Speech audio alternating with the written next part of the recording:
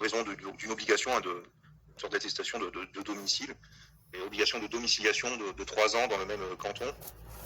Et on avait dit que ça excluait de fait de nombreux électeurs. Donc nombreux électeurs exclus. Bonjour.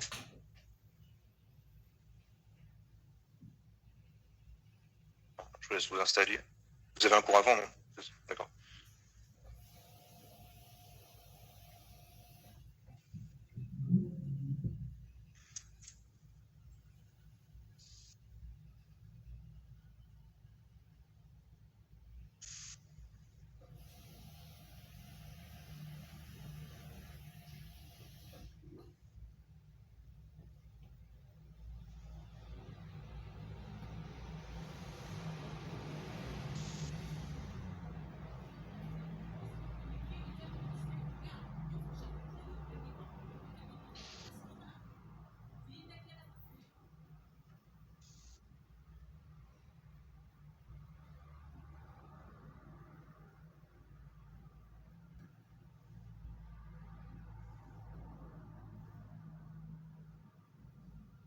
Bonjour.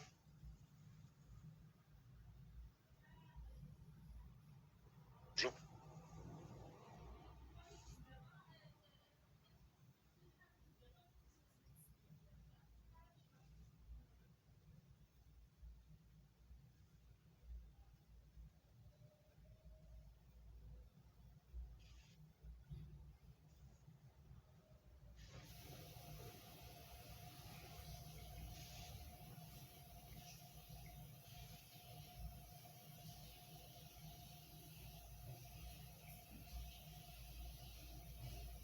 Allez, bon, je reprends, j'en profite pour redire ce que je disais en début de cours.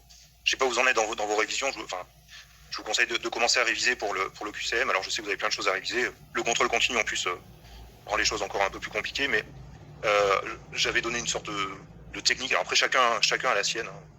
Moi je trouve que pour ce cours, ce qui est bien adapté, surtout pour ce deuxième semestre, c'est de faire une frise chronologique en fait, sur laquelle comme ça vous visualisez bien tous les régimes et sur laquelle vous rajoutez les textes législatifs, les constitutions, enfin tous les détails ensuite ce qu'on développe.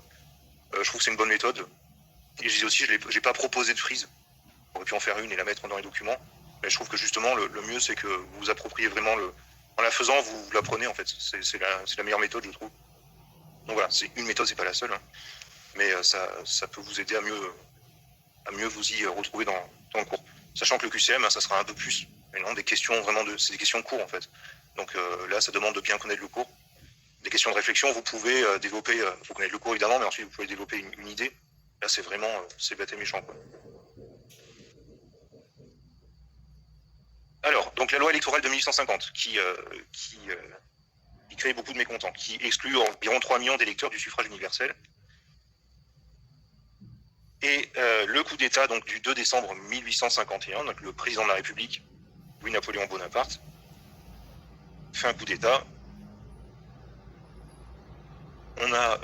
Donc il fait arrêter tous les opposants en fait à son régime. Il fait arrêter des centaines de députés, surtout républicains, aussi quelques orléanistes.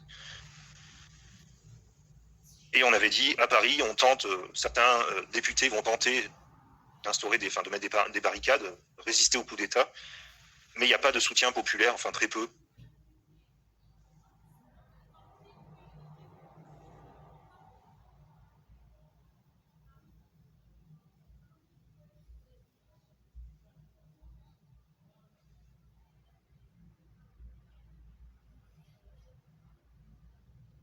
Donc, très peu de soutien populaire, puisque de toute façon, cette assemblée était impopulaire avec les réformes qu'elle a faites. Donc le coup d'État, évidemment, fonctionne.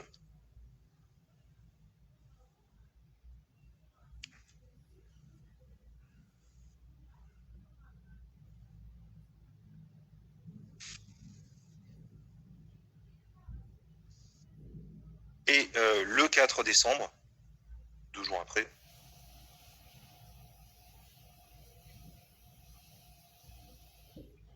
le 4 décembre au soir, la situation est stabilisée à Paris.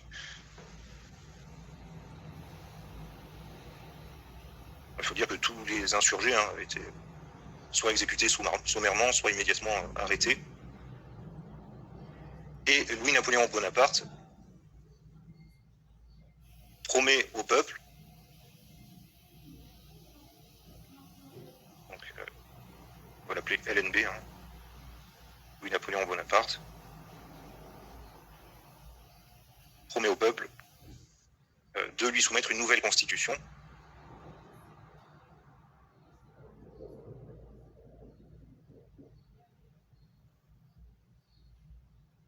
Et d'ailleurs, on va en reparler très, très rapidement. Les 21 et les 22 décembre 1851,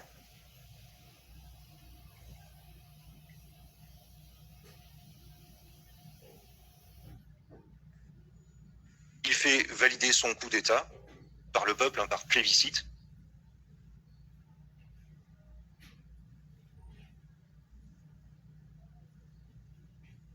Plébiscite, alors aujourd'hui on dirait plutôt référendum, mais c'est le même principe, c'est le peuple qui s'exprime directement sur une question posée par le chef de l'État. Donc c'est plébiscite ou référendum. À l'époque on dit plébiscite. Et d'ailleurs le peuple qui est trop heureux de pouvoir s'exprimer à nouveau, là c'est tout le monde, il n'y a plus de conditions, valide le coup d'État, une immense majorité.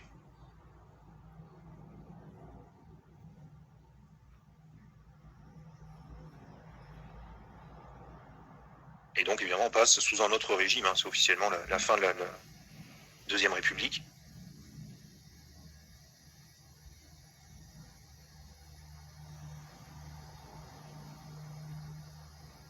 Voilà, Deuxième République, une république qui ne dure pas longtemps, qui commence assez fort avec des réformes importantes et de fond.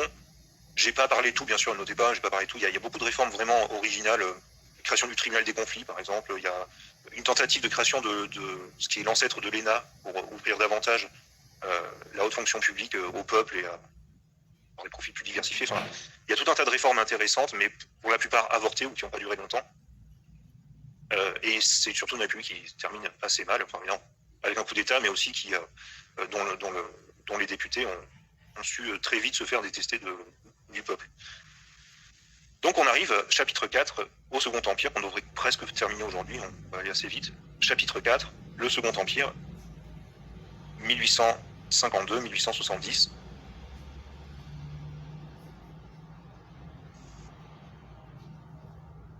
Alors là, en quelques mots d'introduction, c'est intéressant parce que cette période historique, elle est assez mal connue. On connaît bien la Troisième République, on connaît la Deuxième République pas trop en général, mais on connaît bien ce qui se passe après, on connaît peu cette période. Une période assez mal connue et surtout qui a été longtemps mal aimée en fait en l'histoire de France.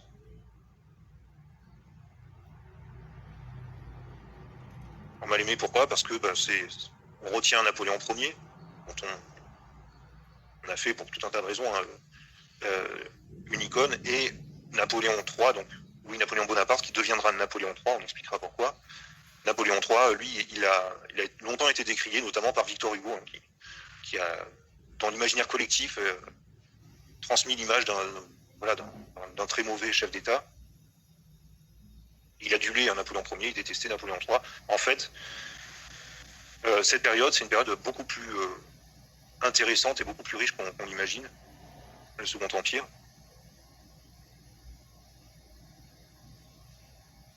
Et c'est une période d'hyper-modernisation du pays, comme on a peu connu. Le pays va se moderniser très très rapidement.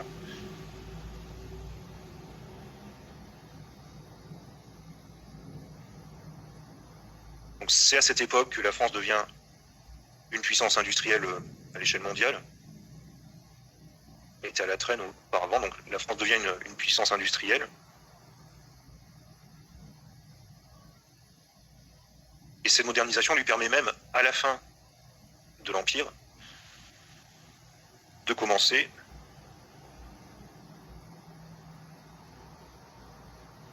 dans de bonnes conditions la seconde révolution industrielle. La première, vous savez, c'est le charbon, c'est l'acier, etc. La seconde révolution industrielle, c'est la chimie, l'électricité, l'automobile, le pétrole, enfin, les nouvelles technologies d'alors. Et là aussi, ce qui est intéressant, c'est que pendant ces 20 ans, à peu près, 52, 70, presque 20 ans, pendant ces 20 ans, il y a une croissance économique forte et durable dans le pays.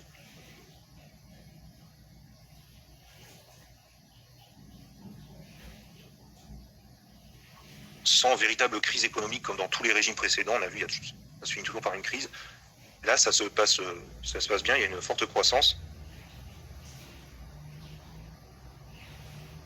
Et donc on en parlera rapidement, mais le pays se modernise avec des chemins de fer, avec le télégraphe, avec aussi de l'aménagement urbain.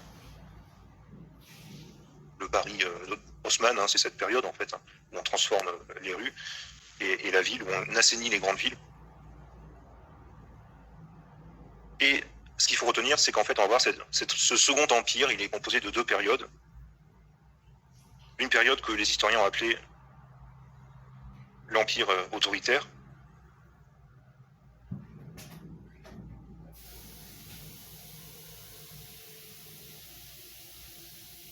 L'empire autoritaire, 1852-1860, la première partie, la première décennie, si on veut simplifier, empire autoritaire. Ça, c'est les historiens a posteriori, bien sûr. C'est pas l'empire qui s'appelle comme ça. Et ensuite, on a une deuxième période, empire libéral,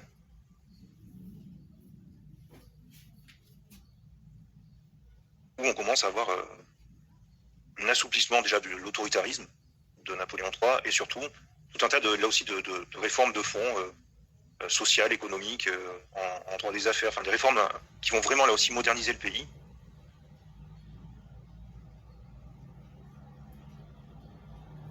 Donc rien pour ça, c'est une période compliquée. Et en fait, on va le voir, Louis-Napoléon Bonaparte, on l'a longtemps cru pour on a longtemps pensé qu'il était idiot, c'est ce qu'on disait au début, quand il est élu président, beaucoup de députés disaient, bon, de toute façon, tant mieux, comme ça on pourra le manipuler, c'est pas quelqu'un de brillant. Bon, c'était pas du tout le cas, et c'est surtout quelqu'un d'extrêmement contrasté, en fait. Il était compliqué. Donc évidemment, son régime est compliqué, et il y a d'excellentes choses, il y en a qui sont beaucoup moins.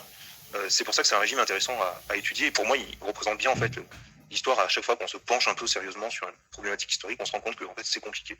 On a toujours envie de résumer, de simplifier, d'y voir du bien, du mal. En fait, c'est toujours beaucoup plus contrasté, évidemment. La vie est toujours contrastée. Alors voilà pour cette très brève introduction.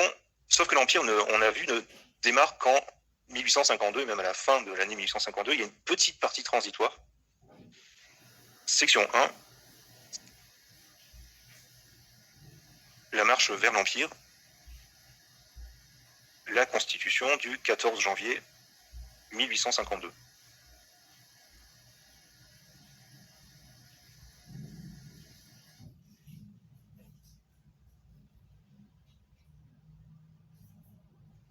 Alors, en décembre 1851, personne n'imaginait que Louis-Napoléon Bonaparte, le président de la République, allait faire un coup d'État. Normalement, l'année suivante, il devait quitter ses fonctions. Et c'est que 4 ans, je vous rappelle, fonction présidentielle, 4 ans sous la Deuxième République. Et donc, personne n'imagine qu'il allait faire un coup d'État, pourtant il l'a fait. Et Louis Blanc, vous vous en souvenez,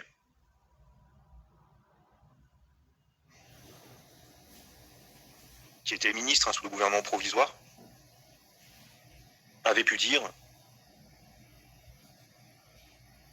donc, laisser le neveu de l'empereur, puisque Louis-Napoléon Bonaparte, c'est le neveu de Napoléon Ier, donc laisser le neveu de l'empereur s'approcher du soleil de notre République. Laisser le neveu de l'empereur s'approcher du soleil de notre République. Je suis sûr qu'il disparaîtra dans ses rayons. Laisser le neveu de l'empereur s'approcher du soleil de notre République. Je suis sûr qu'il disparaîtra dans ses rayons. L'idée, c'est qu'évidemment, il n'était pas dangereux, il était même insignifiant, il allait disparaître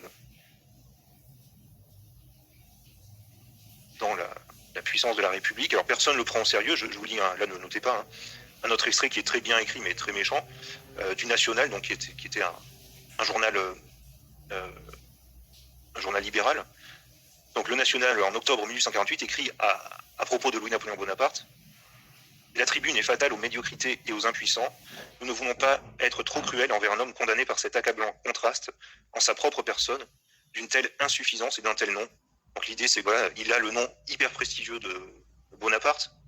Si je fais partie, voilà, c'est un membre c'est le neveu de l'empereur, du grand empereur, et il est personnellement insignifiant, insuffisant. Et ça, en lui-même, il est un paradoxe, quoi. Il a un nom de prestige et en fait, on imagine qu'il est complètement insignifiant. Sauf que c'est pas le cas, en fait, évidemment. Elle était beaucoup plus malin que ça. Et Louis-Napoléon justifie son coup d'État ainsi, et là, la phrase est très importante. Donc il justifie son coup d'État ainsi. Donc, la France a compris que je n'étais sorti de la légalité. La France a compris que je n'étais sorti de la légalité que pour entrer dans le droit.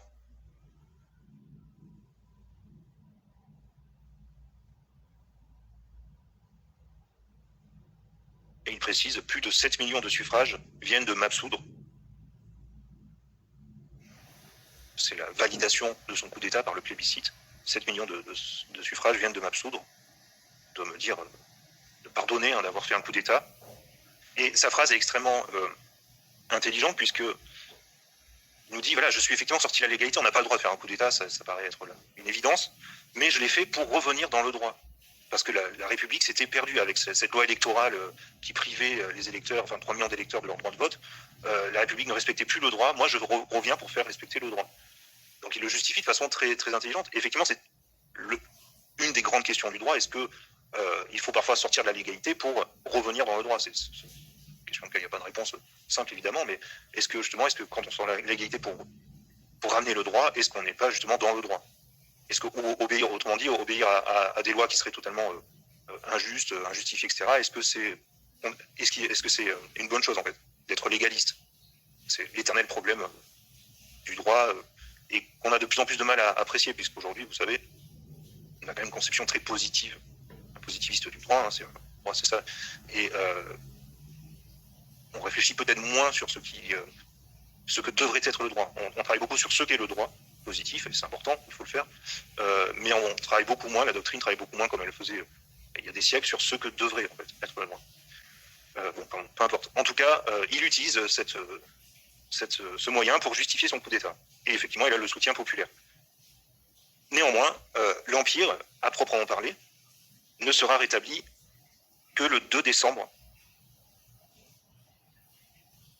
1852. Le coup d'État, c'était le 2 décembre 1851, donc il y a quand même un an de flottement. Donc, entre-temps, il faut réimaginer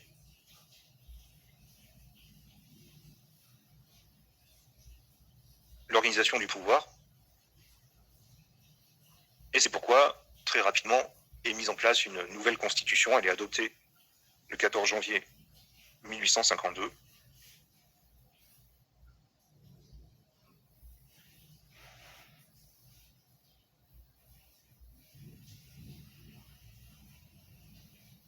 Elle est préparée donc en urgence par des conseillers d'État surtout, des proches de Napoléon, dont un juriste, je vous donne son nom parce qu'il est marrant, mais c'est un très grand juriste, un très grand commentateur notamment du Code civil au XIXe siècle, Théodore Trollon.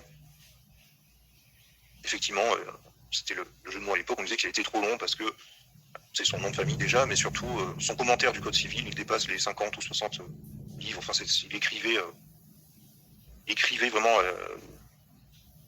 il avait une capacité de s'étendre dans les pages, des choses qui pouvaient être résumées en 3 pages, il fallait 3 livres pour les développer. Mais c'était un très, très grand juriste. Donc cette constitution, adoptée le 14 janvier 52, elle est précédée d'une proclamation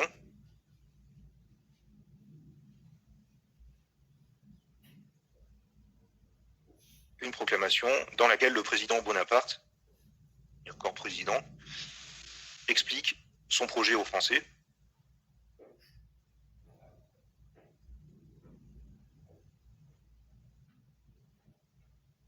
Puisqu'il estime que par le plébiscite, les Français lui ont délégué le pouvoir de faire une nouvelle constitution.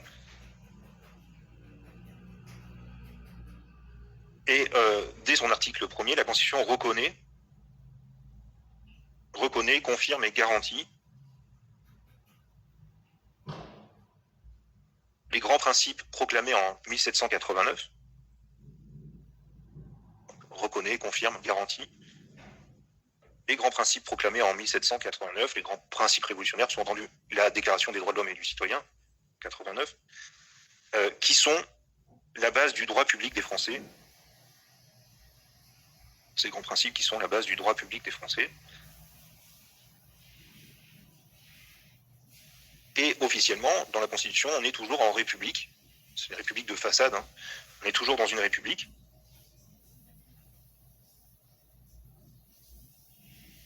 Mais avec un super président de la République.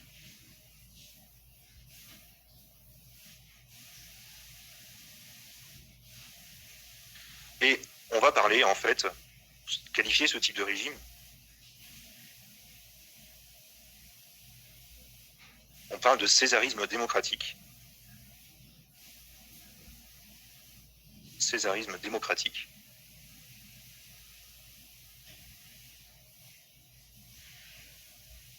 Donc césarisme démocratique, c'est-à-dire un pouvoir fort incarné par un individu.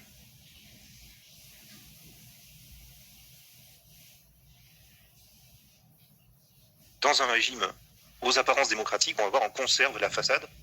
Donc dans un régime aux apparences démocratiques, mais de nature autoritaire.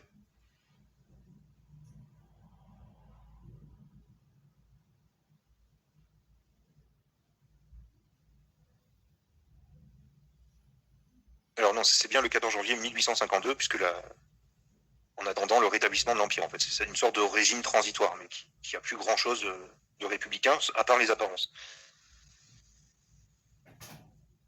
Donc ça, c'est la technique habituelle. À Rome, c'était déjà le cas, vous savez, Octave, quand il devient empereur, il laisse subsister les institutions de la République. En fait, il en prend le contrôle, et pendant un certain temps, ça permet de faire une transition acceptable avant l'autocratie pure et dure. Bonaparte avait fait un peu pareil avec le consulat. On garde l'idée, on est toujours en République, il n'y a pas de problème. On a 3 consuls, on a tout un tas de chambres. En réalité, c'est lui qui a tout le pouvoir. C'est aussi du césarisme démocratique. Ben là, c'est la même chose. Désormais, l'idée, c'est que la République s'incarne dans un individu, un homme. C'est le président, on va voir, qui fait à peu près tout.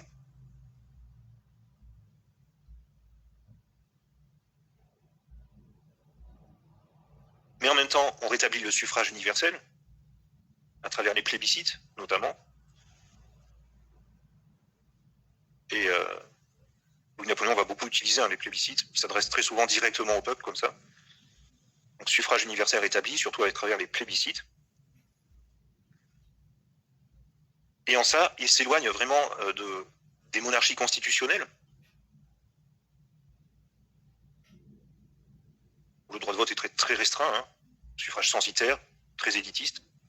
On s'éloigne des monarchies constitutionnelles qu'on a pu connaître depuis la Restauration, mais on s'éloigne aussi de la République, dans le sens où la République, on l'a vu, se méfier de l'expression directe du peuple. C'est ce qui a coûté sa chute, hein, d'ailleurs. Donc la République se méfiait de l'expression directe du peuple. Alors que là, Louis-Napoléon Bonaparte s'appuie en permanence dessus. Hein. Il fait des plébiscites sans arrêt. Et ces plébiscites, on verra rapidement, mais en fait, c'est toujours une question. On y répond par oui ou par non. Et la question, elle est toujours formulée de façon à ce qu'on réponde oui, en fait. Si on répond non, c'est totalement contre-intuitif. On a déjà la réponse dans la question. Donc la question est toujours formulée, tournée, de façon à ce que le peuple y réponde majoritairement oui, enfin, dans le sens voulu par le pouvoir. Alors, ils ont le droit de répondre non, hein, bien sûr, hein, c'est le principe. Mais en fait, intuitivement, on y répond toujours oui, parce qu'on a l'impression que si on répond non, on va faire quelque chose de grave. Et ces plébiscites, ils vont être beaucoup caricaturés à l'époque. Et il y a Daumier, par exemple, qui est une caricature qui est célèbre. On a un paysan qui demande Monsieur le maire, c'est quoi un plébiscite? Et le maire répond, c'est un mot latin qui veut dire oui.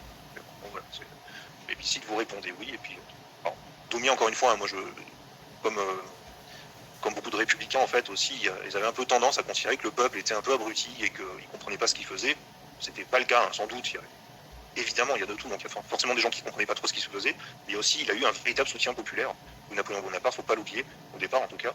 C'est vrai que c'est toujours plus simple dans notre esprit de se dire, bon, ben oui, il a trompé le peuple, mais pas uniquement en fait, hein, il a eu un véritable soutien. C'est ce qui lui a permis d'ailleurs de réussir son coup d'État. Donc voilà, alors on va voir rapidement comment s'organisent les pouvoirs publics dans cette constitution de 52, et ensuite on passera à l'Empire. Voilà, c'est ça, c'est un peu une sorte de question rhétorique. Alors, paragraphe 1, l'organisation des pouvoirs publics.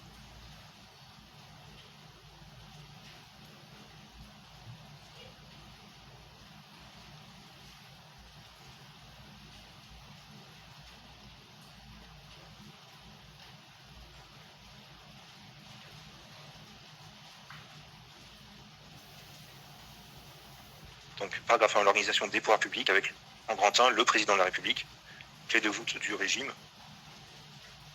Clé de voûte, c'est l'élément central qui maintient le régime.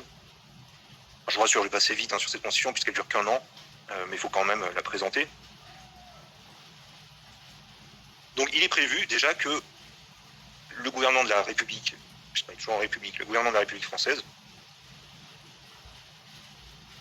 doit être confié pour 10 ans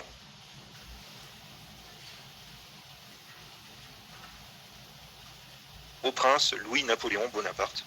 Ce sera le prince président. Le gouvernement de la République française est confié pour 10 ans au prince Louis-Napoléon Bonaparte. Et ce président, il gouverne avec ses ministres. Ses ministres, le Conseil d'État, qu'on retrouve là dans sa splendeur, puisque c'est une institution napoléonienne. Donc, ses ministres, le Conseil d'État, le Sénat, réapparition du Sénat, et le corps législatif.